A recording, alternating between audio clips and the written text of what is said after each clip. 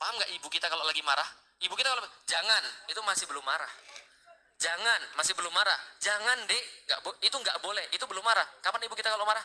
Serah, silahkan, pergi sana. Itu sudah marah. Kalau sekalian, Allah kalau sudah begitu, itu sudah marah. Allah nggak mau peduli lagi sama orang, nggak diuji lagi dia. Kenapa? Fitnah itu adalah untuk seperti tadi. Ada teman saya yang lain, tatoan seluruh tubuhnya, hijrah, mau sholat, ya Allah, ada aja dia bilang, Ustaz, 3 bulan terakhir ini Ustaz, ada aja Ustaz, istri saya nabrak mobil orang, harus perbaiki, karyawan saya nipu, habis kemudian usahanya dari 17 jadi cuma tinggal 3 usaha, apalagi duit dia kemudian ditelep sama orang, anaknya kemudian harus bayar ini lagi. Kemarin pergi ke Turki bareng-bareng saya, pergi ke Turki niatnya itu mau kemudian supaya jadi bahan pemasukan lah.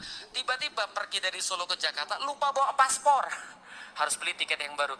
Kenapa hidup saya begini? Saya bilang sabar, inilah namanya fitnah. Kalau antum mengatakan saya beriman, antum auto ujian. Teman-teman sekalian, kenapa? Satu, karena itu adalah kemudian cara Allah untuk menunjukkan bahwa Anda beriman. Yang kedua, Anda emas.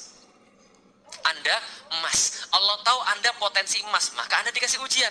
Kalau Anda batu, nggak mungkin dikasih fitnah, paham teman sekalian?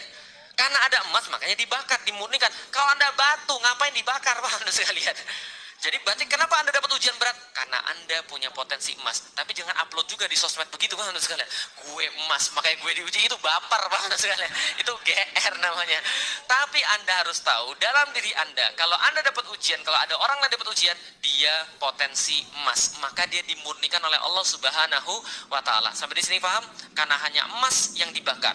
Batu nggak akan dibakar, hanya emas yang dimurnikan dan kemudian ditera supaya dapat kadar yang bagus. Supaya kenapa? Sekarang saya mau nanya, teman-teman lebih senang emas 22, 23 atau 24 karat? Kenapa 24 karat? Lebih bernilai. Allah pengen Anda selesaikan semuanya di dunia, sehingga nanti ketika kembali kepada Allah, Anda muncul dengan semurni-murninya emas, sebernilai-bernilainya emas. Ini yang Allah inginkan pada kita semua, yang Allah kasih fitnah. Bisa dipahami teman sekalian? Itu yang pertama. Berikutnya Allah katakan, kenapa Anda dikasih ujian? Walaqad fatanna ladzina min qablihim. Karena Allah sudah kasih itu pada orang-orang sebelum kalian. Walaqad fatanna ladzina min qablihim. Dan Allah sudah kasih itu semua pada orang-orang sebelum kalian.